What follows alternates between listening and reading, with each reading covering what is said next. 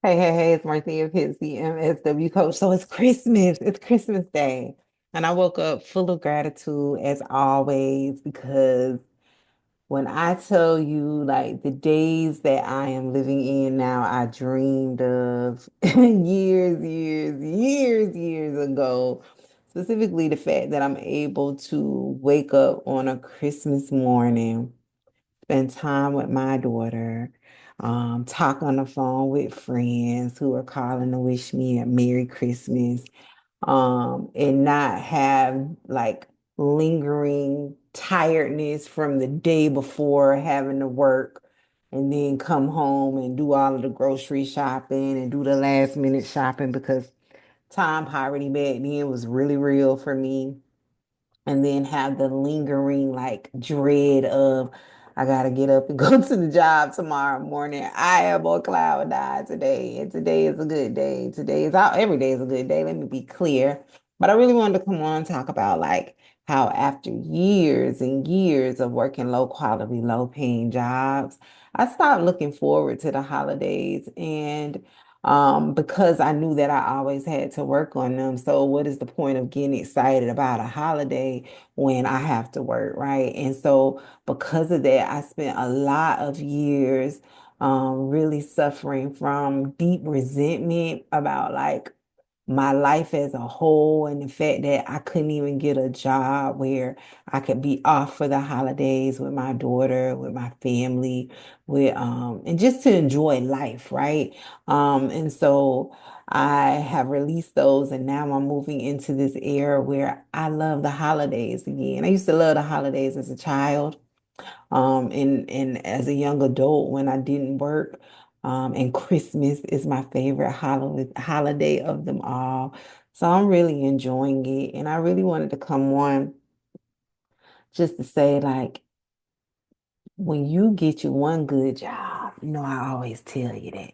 When you get you one good job, your life really changes. And so I spent a lot of time this morning in deep reflection about like how far I really have come, where I used to work jobs that required me I was always classified as an essential employee, when I worked in state government and worked in call center jobs. So what that looked like, I can't even probably keep count the number of hurricanes that I had to literally drive in the middle of like a category 4, a category 5 hurricane to get to work, to report to work. Because I was considered to be an essential employee, even though I was just a frontline worker answering calls, right? I have vivid memories of my very first time having to be at work during a hurricane and looking in the floor that we were on because it was a call center. It had windows all around on all sides. Like the wall was not walls, it was walls of windows. And I remember sitting in my cubicle, and after I had to take my daughter with her father and her grandmother, I remember looking out the window and seeing the trees because I had barely got there. And keep in mind, I always drove like cars that were not 100% safe because they were used, primarily purchased from buy here, pay here lots. And I remember, and I have barely got to work that day. Oh, I forgot all about that. That's when I had my purple Nissan Altima. Now, it wasn't the latest, greatest Altima. It was used. It was from a buy here player lot. And something was wrong with, I think what they told me back then that I needed was motor mounts. So like my motor set low in the car because it didn't have the proper mounting to keep it up. So what that meant was like when I would ride through rainstorms, like let's just say it's a regular afternoon shower. Keep in mind, I lived in Florida. Florida, it rains every day, multiple times a day, like you breathe air. So what would happen is when I would drive through like some standing water, it could be like this much water. And if some water splashed up into my motor, I think that's what you call, I know they call motor mounts. So it is a motor or engine, I don't know. But when the water would splash up, my car would like cut off for a second it wouldn't stall, but it would like cut off and cut back on for a second because the water was getting up in it. And I remember that day that I barely made it to work because the rain was so heavy. It was so heavy that day that my car kept doing the thing. And I thought it was gonna like clunk out on me. And I had to be to work. Like you had to be at work because you are an essential employee, and if you don't report to duty, then you risk the chance of losing your job. And again, nobody is working for the fun of it. I don't care what you say and how you make it sound. Everybody's working to provide a living for themselves. So it's like I got to get to this job. Keep in mind, this is my first state government job. This is a job that I worked really, really, really hard to get. And so I had barely made it that day. I got into the building. I didn't have an umbrella because I couldn't afford umbrellas back then. I was just that like destitute, really. I truly was. I've come a long way. God has been really, really good to me. But I got into the building, and that's when I started to like develop this love-hate relationship with rain and me being out in it because I spent so many years going to jobs in rainstorms and then getting in the building and being soaking wet and my shoes being soaking wet and my shoes being ruined and my feet being wet. So now like I have this deep disdain for getting wet with my clothes on. I can't stand it. And I have an even deeper like fear, not fear, deeper like disdain, love-hate relationship with like my feet getting wet in the rain because I spent so many years having to sit in an office for 8 hours to work my full shift with my body soaking wet, right?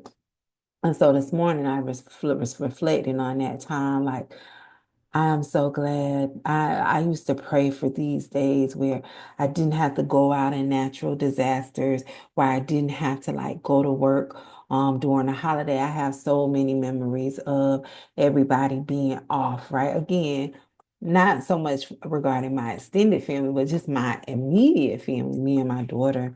I have so many memories of having to take my daughter to her grandmother's house or to spend time with her father while I was at work and just always being at work, like just deeply saddened by the fact that I couldn't enjoy the day that I wanted or the way that everybody else in the world, like there is a, if you've never experienced, you wouldn't know what I'm talking about, but there is a, it's not a good feeling to know that you are sitting at work when the rest of the world is intentionally taking time to be living life, right?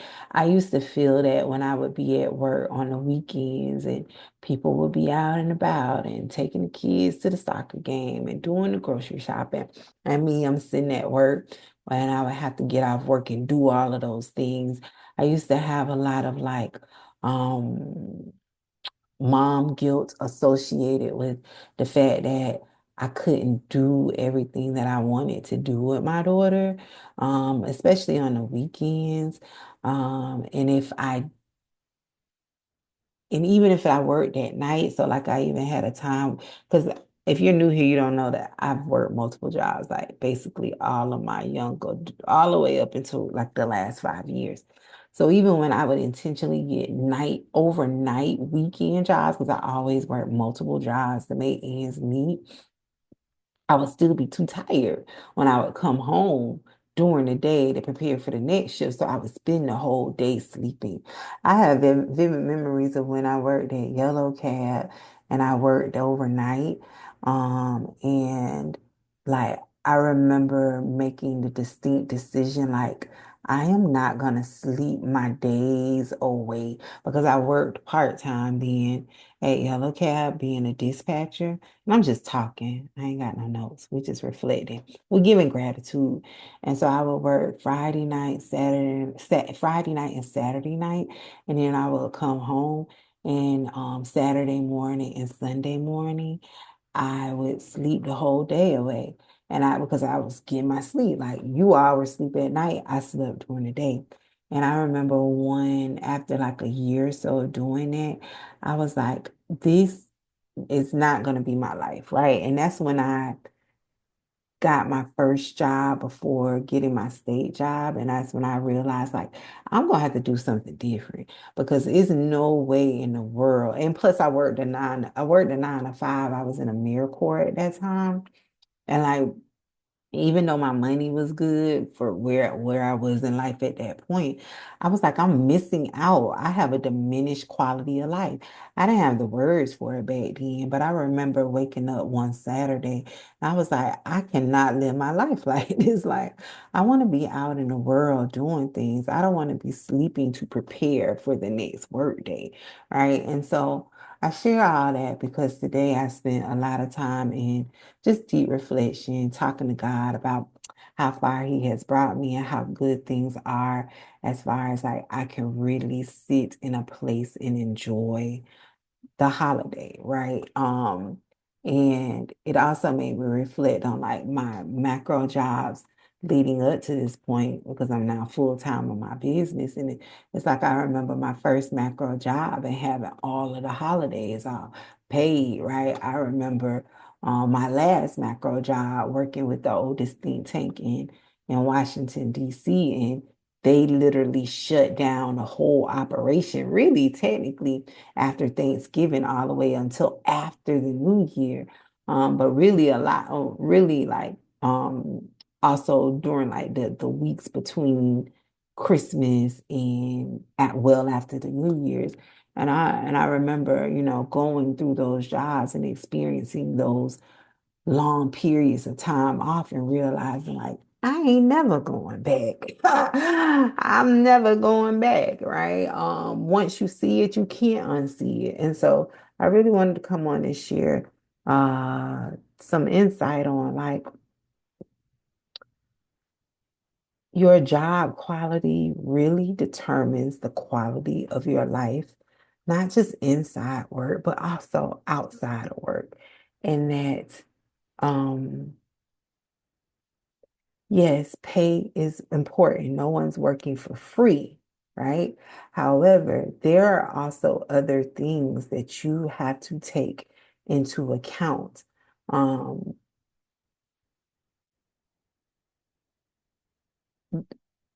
when deciding on like the jobs you're going to accept. Right? I always talk about how your job really should leave you from a place where you still have the energy, capacity, and resources to live a full life outside of work. It should not diminish your quality of life. It should actually be improving it. So, yeah, and I even spent time this morning thinking about like when I left my first case management job and went to my second case management job, which I've only had two of them. Even in that job, I had holidays off, but I was always on call 24/7. So yeah, I'm off, but my body is home, but my mind is still at work, right? Dreading the possible anticipation because it was nothing for me to get a call 2, 3 in the morning. For me to get a call 2, 3 in the morning saying you need to come in, right? Never really being fully present. I remember during that time back then, I was dating, I had a man, right? I had a man at that time who took me out of town a lot. Like we went out of town a lot.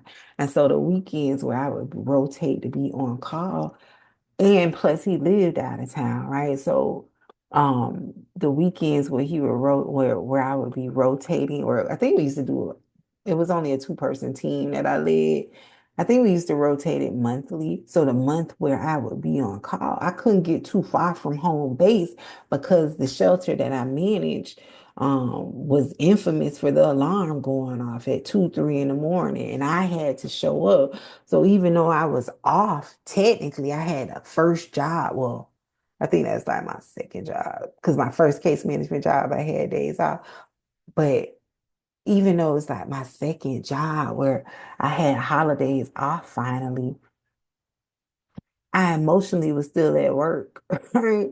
I was emotionally still at work. I remember even because back then I used to drink wine and things like that. I couldn't even like drink wine. I couldn't even like get too relaxed because the people gonna call and you're gonna have to be on. So I really wanted to come on and share like that reflection and also say that there are better jobs.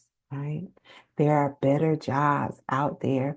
You just got to be willing to put in the time and energy and the resources to go and get what you want. Whatever you do, don't settle. Whatever you do, don't believe that this is the only way to create a way of life for yourself because it's not.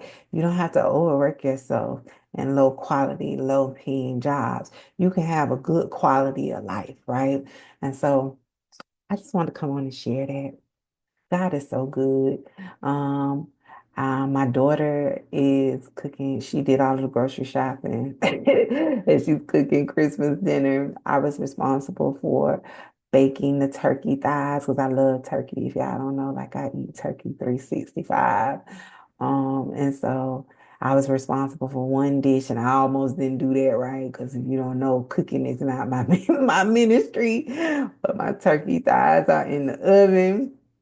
Her dish has been done. She got that from her father, right? Her love from cooking, she got that from her father's mother, who used to cook with her as a little girl and bake with her as a little girl. Thank goodness, because I used to cook so much as a young adult that I don't like it now. I cook to live, not because I enjoy it, right? And so, my turkey thighs are in the oven. I just finished like Foo La La and having a good laugh with a friend of mine who called to say Merry Christmas. It's good.